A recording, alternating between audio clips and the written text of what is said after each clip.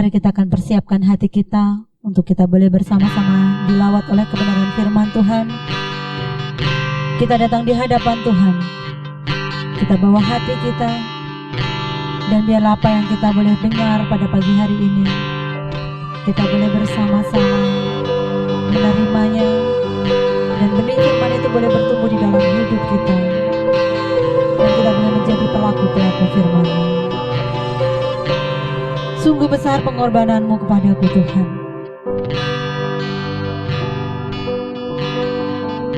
dan terlalu dalam untuk bisa aku mengerti.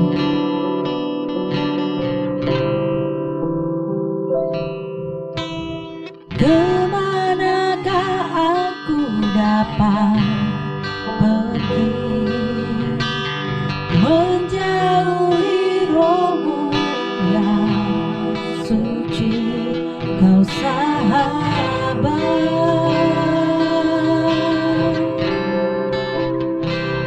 dan kau dekat. Katakan bersama-sama. Bahkan seluruh pengabdian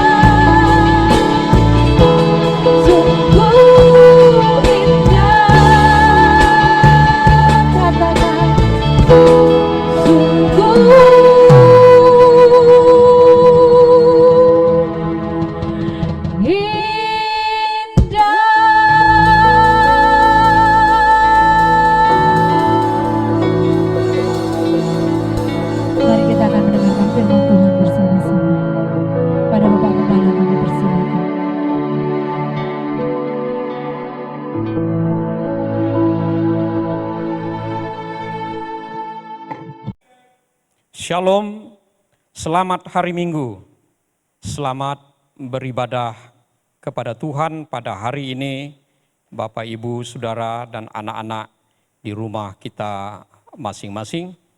Harapan dan doa kita semua memohon kepada Tuhan supaya kiranya pandemi COVID-19 ini akan segera berakhir, agar kita kembali dapat beribadah, berkumpul bersama di gereja.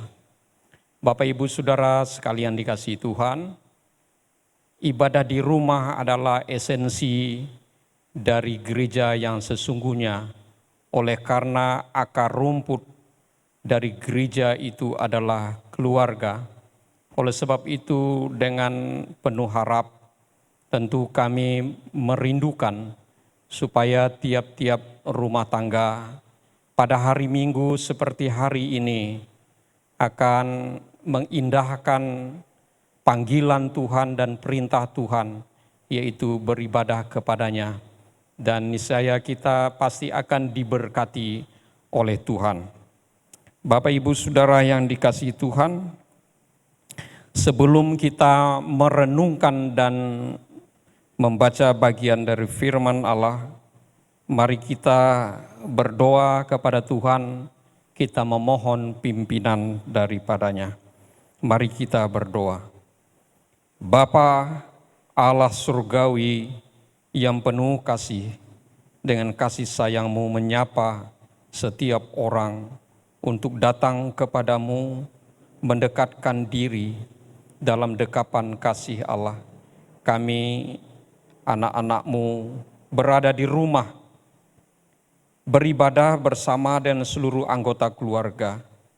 Tuhan, tolong kami, hadirlah di sini, di mana kami berada, karena janji-Mu, di mana 1-2 orang berkumpul, di situ Tuhan ada, dan kami menyerukan nama Tuhan, memanggil nama-Mu. Kami akan belajar firman-Mu, Tuhan, tiliklah hati kami, terangilah akal budi kami, cerahkanlah pikiran kami, supaya kami boleh mendapatkan berkat, dan firman Allah itu mendapatkan tempat di dalam hati kami masing-masing, menjadikan pedoman dalam pengiringan kami kepadamu, ya Tuhan. Berfirmanlah ya Tuhan, karena kami siap untuk mendengar. Di dalam nama Tuhan Yesus Kristus kami berdoa dan bersyukur. Haleluya, amin. Bapak, Ibu, Saudara, nats pembacaan Alkitab hari ini terambil dari Injil Lukas pasal 24, ayat 36 sampai ayat 49. Nats ini tentu saya harapkan bahwa sudah dibaca di dalam nats pembimbing. Saya akan membaca hanya bagian di ayat yang ke-44 dan ayat yang ke-45. Injil Lukas pasal 24 ayat 44 sampai ayat 45. Firman Allah berbunyi demikian.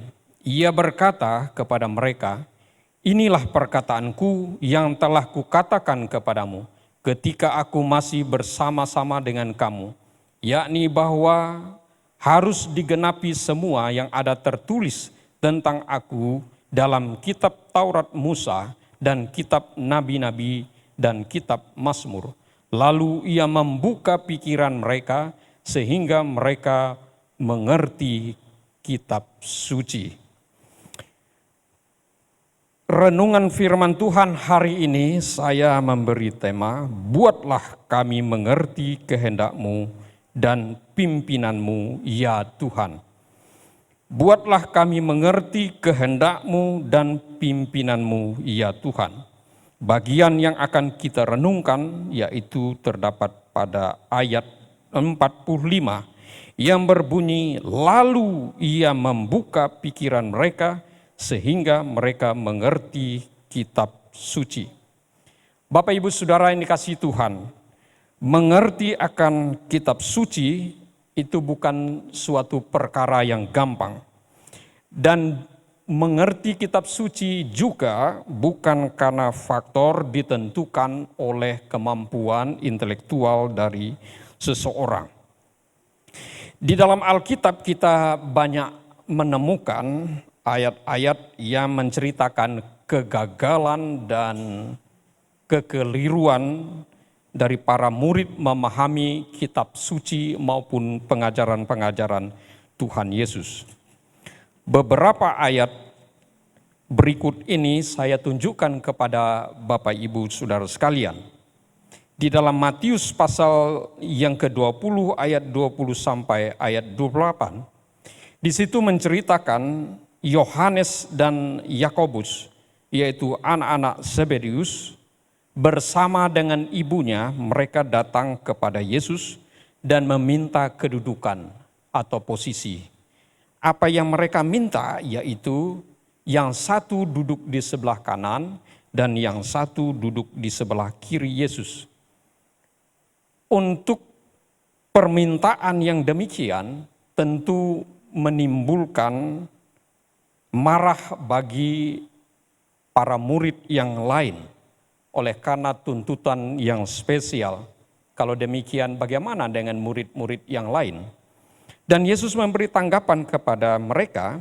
Yesus berkata, barang siapa ingin menjadi besar, ia harus menjadi pelayan. Barang siapa ingin menjadi terkemuka, ia harus menjadi hamba. Maka pengertian kedua murid ini bersama dengan ibunya, tentu ini adalah pikiran-pikiran yang normal bagi kebanyakan orang. Tetapi bagi Tuhan, ia mengatakan barang siapa ingin menjadi besar, ia harus menjadi pelayan. Barang siapa ingin menjadi terkemuka, ia harus menjadi hamba bagi saudara-saudaranya. Kemudian ayat berikut dalam Lukas pasal 24 ayat 13 sampai 35. Lukas 24 ayat 13 sampai 35, di situ menceritakan yaitu Kleopas dan rekannya gagal mengerti kitab suci, memahami tentang kematian Yesus Kristus, sang guru. Mereka pulang ke Emmaus meninggalkan persekutuan para murid di Yerusalem. Oleh karena apa? Mereka berpikir bahwa sang pahlawan mereka telah gugur dan buat apa lagi? Sehingga mereka memutuskan untuk kembali pulang ke Emmaus. Dan Yesus berkata dalam perjumpaannya kepada kedua murid ini dalam sebuah perjalanan mereka menuju Emmaus. Yesus berkata, Mesias harus menderita untuk masuk dalam kemuliaannya. Kemudian dalam Yohanes pasal 20 ayat 24 sampai 29, Yohanes 20 ayat 24 sampai 29, di sini menceritakan respon Thomas terhadap kabar dari murid lain yang mengatakan bahwa Yesus telah bangkit dan hidup kembali.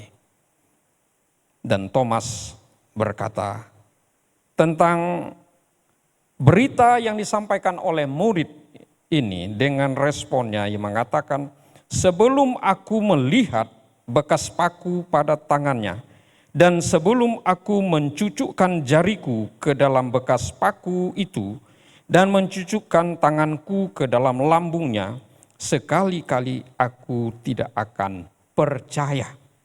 Ini adalah respon dari Thomas terhadap berita yang disampaikan oleh murid-murid yang lain, bahwa sesungguhnya Yesus sang guru, ia sudah bangkit dan hidup kembali.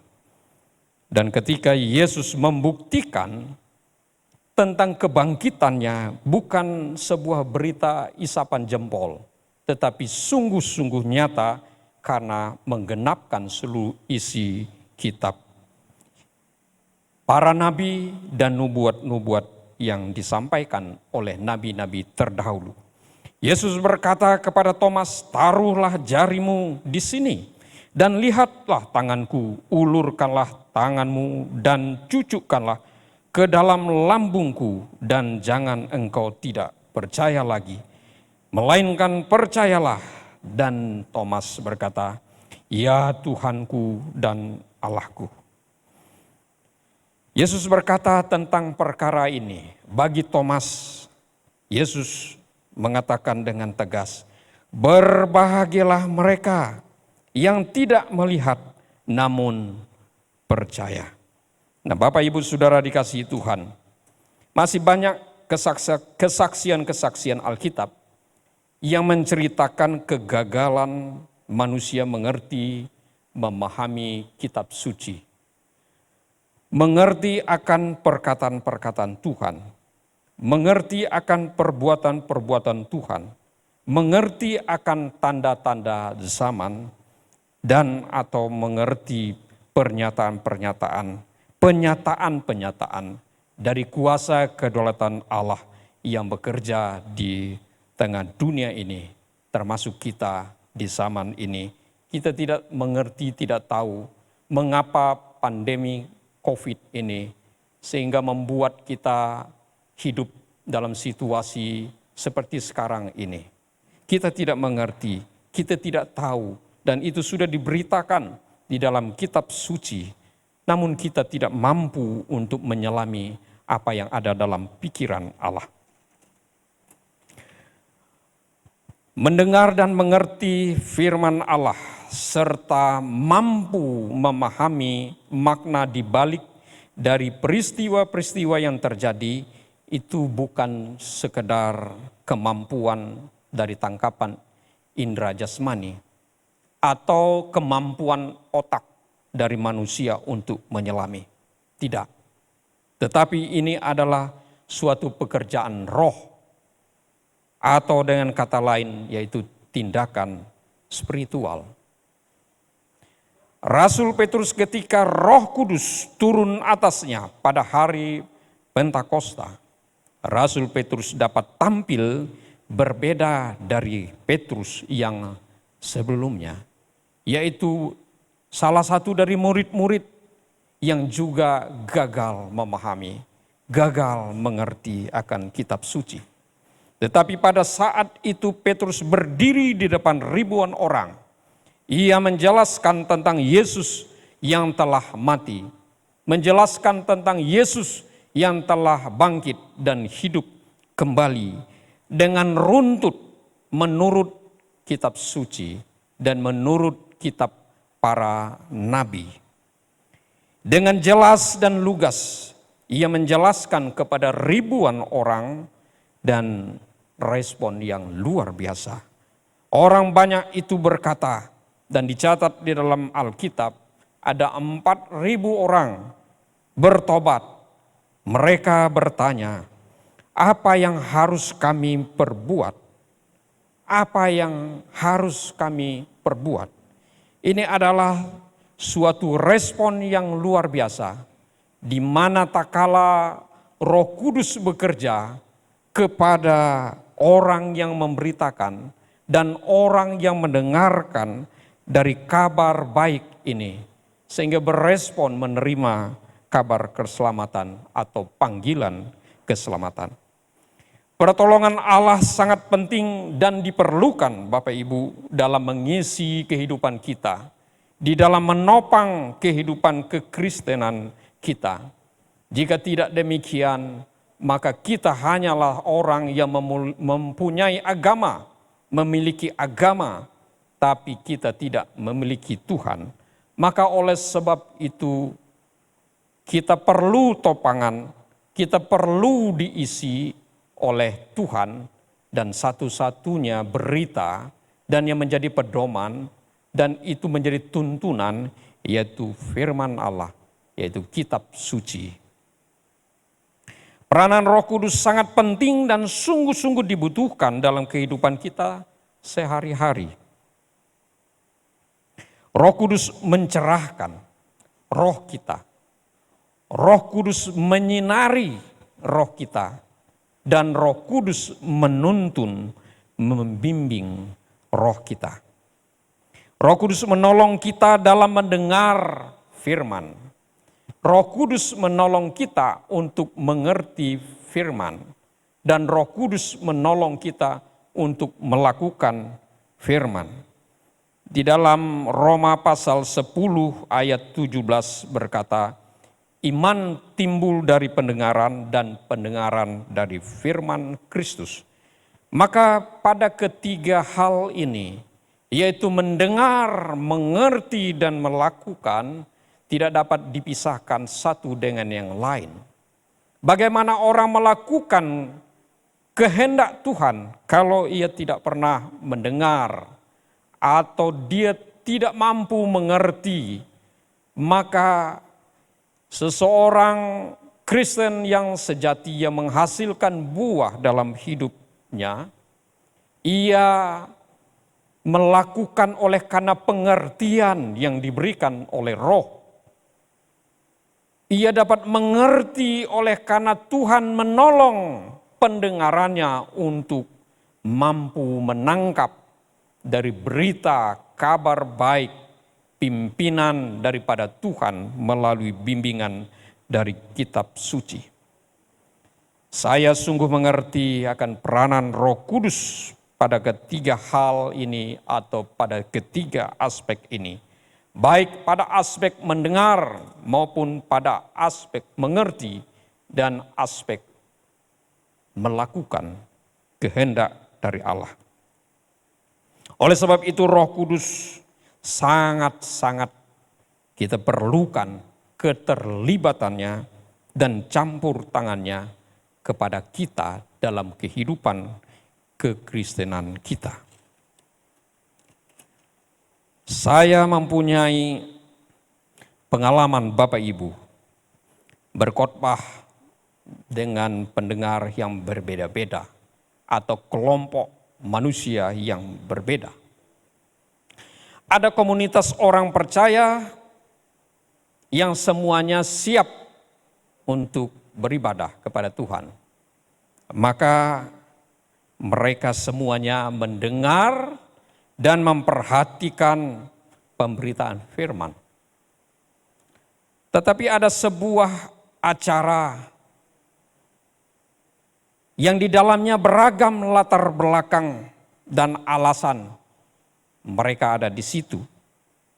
Maka saya melihat dari mereka yang ada dengan keragaman dan alasan berada di situ, ada yang mendengar dan memperhatikan.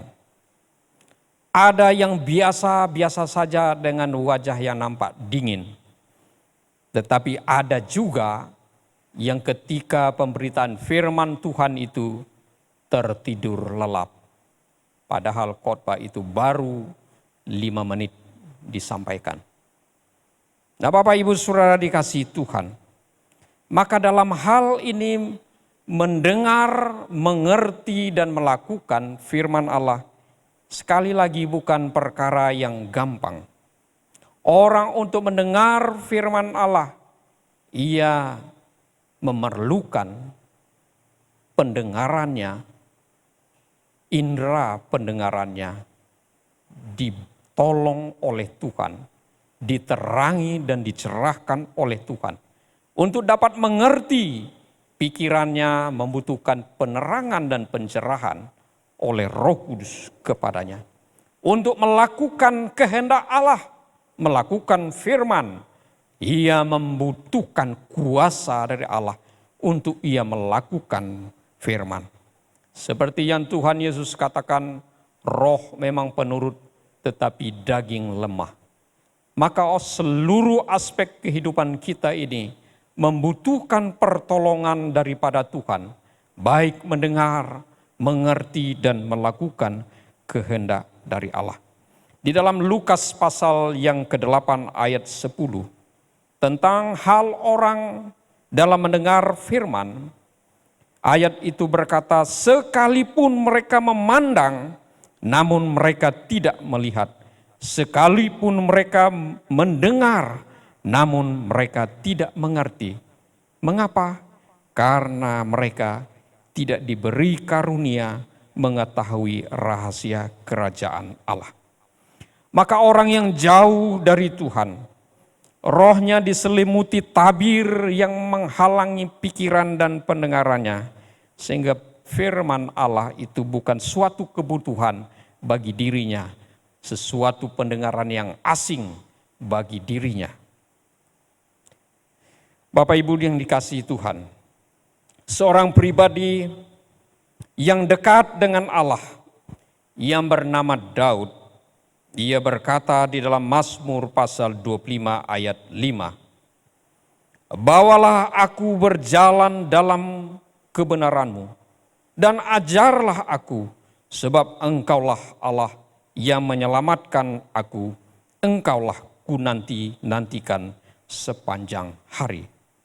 Kemudian Daud juga berkata di dalam Mazmur pasal 119 ayat 27, Mazmur 119 ayat 27, Daud juga berkata, "Buatlah aku mengerti petunjuk titah-titah-Mu." Kemudian ayat 34, ia berkata, "Buatlah aku mengerti, maka aku akan memegang Taurat-Mu. Aku hendak memeliharanya dengan segenap hati." Kemudian di ayat 18, Daud berkata, "Singkapkanlah mataku, supaya aku memandang keajaiban-keajaiban dari Taurat-Mu." Maka begitu indah dan begitu besarnya peran dari firman Allah itu bagi kehidupan orang yang percaya untuk dapat memandang kepada Allah. Dengan jelas firman Allah, yaitu kitab suci itu, ia adalah jawaban bagi kita. Ia akan memberi jawaban bagi kehidupan kita atas berbagai pertanyaan yang tidak kita mengerti tentang hidup ini. Firman Allah itu menuntun dan memberi kekuatan serta memberikan inspirasi bagi kehidupan kita. Oleh karena Allah bekerja di dalam hati setiap orang yang sungguh-sungguh mencari Dia, yang sungguh-sungguh bertanya kepada Dia, dan yang sungguh-sungguh berharap kepadanya. Bapak, Ibu, Saudara yang dikasihi Tuhan, nats Alkitab sebagai landasan dari perenungan firman Allah pada minggu ini dari Injil Lukas pasal 24 ayat 39 sampai ayat ke-49. Menceritakan murid-murid yang berkumpul di suatu tempat, yang mengisolasikan diri oleh karena mereka rasa takut terhadap orang Yahudi. Mereka berkumpul dengan hati yang cemas, yang khawatir, dan bingung. Mereka berpikir mau berbuat apa? Apa yang akan terjadi? Apa yang akan dialami pada hari-hari ke depannya setelah Yesus mati? Dan mereka dicari, mereka dikejar, namun mereka taat, melakukan perintah. Yesus mengatakan supaya mereka tetap bersatu, berkumpul di Yerusalem sampai Roh Kudus dicurahkan, dikaruniakan ke atas mereka. Bapak, Ibu, Saudara dikasihi Tuhan, saat ini sampai pada minggu ini kita masih beribadah di rumah kita masing-masing. Melakukan ibadah mungkin tidak diiringi dengan musik. Mungkin kita kurang pandai menyanyi dan keadaan suasana ibadah yang sepi. Tidak mengapa. Yang penting kita melakukan perintah Tuhan, kehendak Tuhan, yaitu beribadah kepadanya. Tuhan melihat hati, bukan Tuhan melihat pada kemeriahan suatu ibadah. Tuhan melihat setiap jeritan dari setiap orang. Saya tidak tahu persoalan apa yang Bapak Ibu Saudara alami sekarang ini. Dan saya tidak tahu perasaan apa yang menggeluti hati dan pikiran Bapak Ibu Saudara di tengah situasi pandemi COVID sekarang ini. Renungan firman Tuhan minggu ini dengan tema buatlah kami mengerti kehendak-Mu dan pimpinan-Mu, ya Tuhan. Kiranya ini menjadi doa bagi kita semua di hadapannya. Kita tidak tahu apa rencana Tuhan di balik semuanya ini yang terjadi. Kita tidak tahu kehendaknya. Dan kita tidak tahu juga bagaimana pimpinan Allah bagi masing-masing orang. Kita tidak tahu, tidak mengerti atas semuanya. Biarlah dengan kita senantiasa berkumpul beribadah bersama di keluarga kita masing-masing, ayah, ibu, anak, dan anggota keluarga yang ada di rumah, melakukannya seperti para murid, mereka berkumpul menantikan janji daripada Tuhan. Maka dengan demikian juga dengan pimpinan melalui kitab suci yang kita baca, yang ada di rumah kita masing-masing, dan yang saat ini kita renungkan bersama, kiranya hikmat Tuhan menolong kita dalam kita menjalani kehidupan kita di masa-masa yang sulit ini. Percayalah, sebagaimana Tuhan menghampiri para murid, mereka yang berkumpul menantikan janji daripada Allah. Maka demikianlah juga terjadi kepada kita sekalian Bapak Ibu Saudara yang menantikan pengharapan daripada Tuhan. Tuhan akan menghampiri dan Tuhan akan memberi jawab. Allah membuka hati dan pikiran kita sekalian. Terbuka pengertian kita, pikiran kita dan hati kita, sehingga penuh dengan aliran dari damai sejahtera Allah dan pimpinan Allah kepada kita. Ayat itu begitu indah. Ketika para murid tidak mengerti apa yang terjadi, Yesus membuka pikiran mereka sehingga mereka mengerti kitab suci. Saya yakin dan percaya, baik Bapak Ibu Saudara, saya dan semua orang yang mencari Tuhan, Tuhan membuka pikiran kita sehingga kita dapat mengerti, memahami kehendak dan rencana Allah, pimpinan Allah dalam kehidupan kita. Kiranya Tuhan menolong kita semua. Amin. Mari kita berdoa.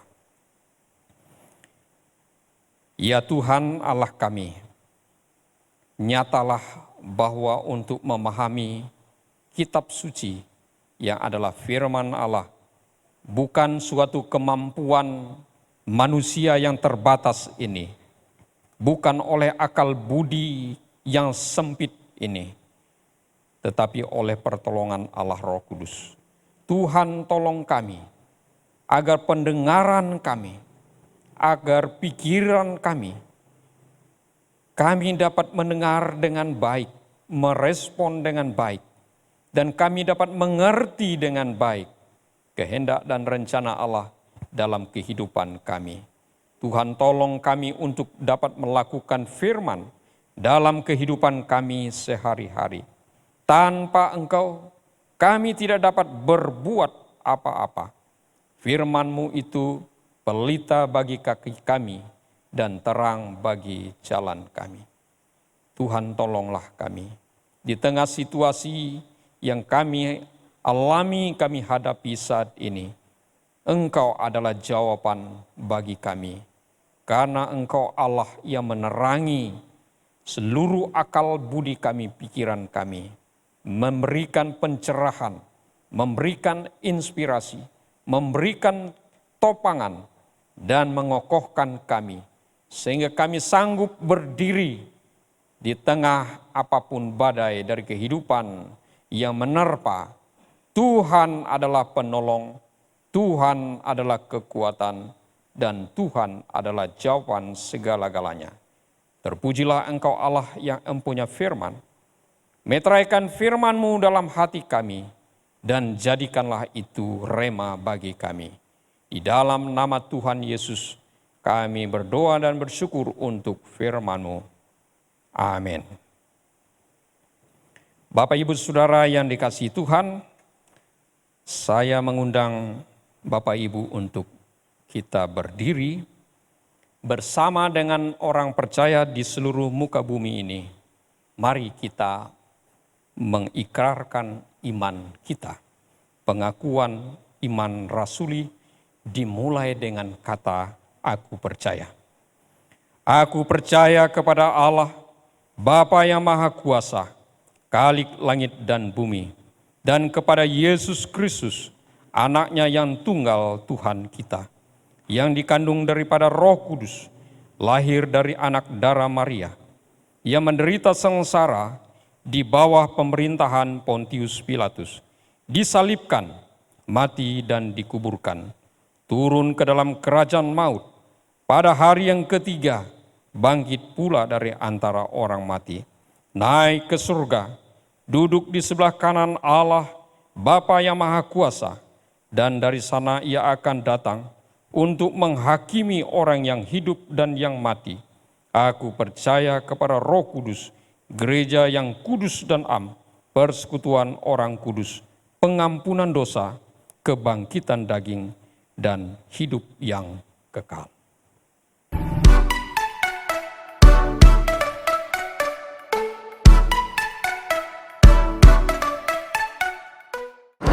Shalom jemaat semua, berikut Weekly News minggu ini.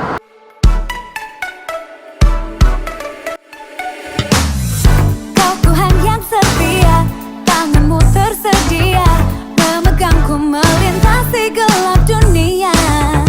Apapun keadaan, hati dan perasaan, tak membatasi kuasamu di dalamku. Kasihmu kepadaku, menerima apa adanya. Dalam kelemahanku, kuasa Tuhan jadi sempurna.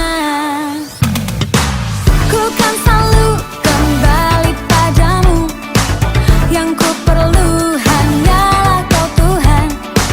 Cintamu membuatku mengerti siapa aku yang sebenarnya.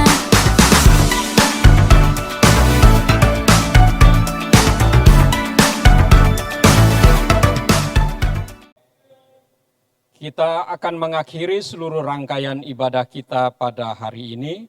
Mari saya undang Bapak Ibu jemaat sekalian, kita bangkit berdiri, kita menyanyi nyanyian doksologi Puji Allah Pohon Berkat.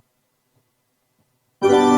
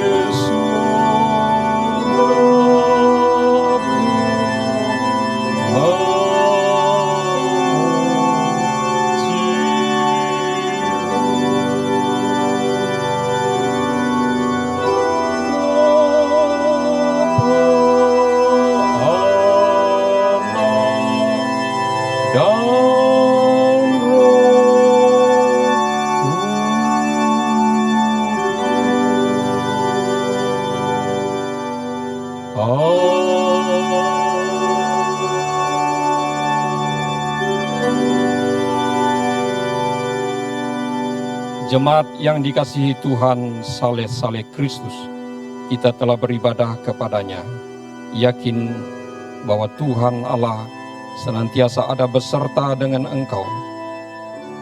Terimalah berkat daripada Allah, taruhkanlah dalam hidupmu, jalanilah kehidupan dengan penuh pengharapan kepadanya, dan terimalah berkat. Tuhan memberkati engkau dan melindungi engkau. Tuhan menyinari engkau dengan wajah-Nya dan memberi engkau kasih karunia. Tuhan menghadapkan wajah-Nya kepadamu dan memberi engkau damai sejahtera. Amin. Bapa, terima kasih.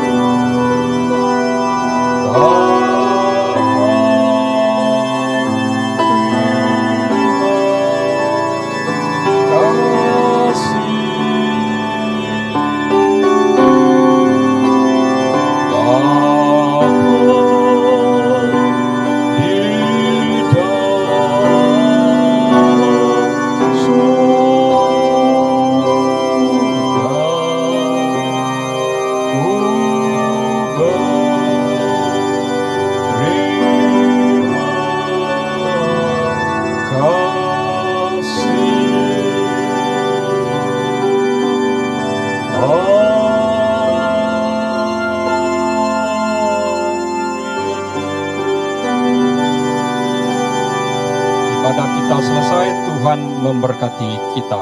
Shalom.